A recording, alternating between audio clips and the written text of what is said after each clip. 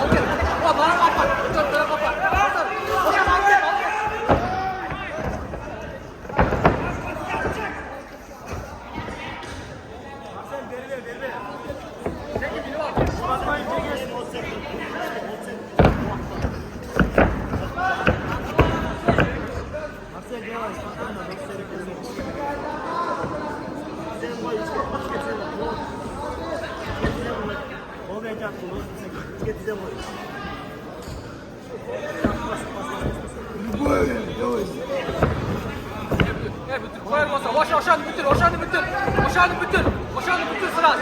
Şunu bitirip koy bu aldı. Şunu bitirip koy.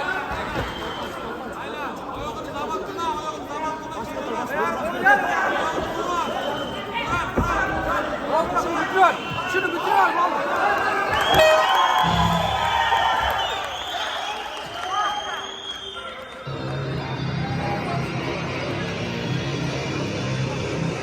Итак, друзья,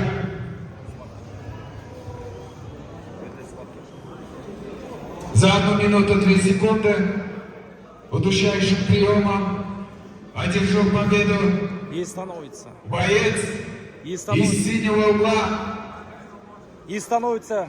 и становится чемпионом По грэпплингу. Марсель Нурманбеков!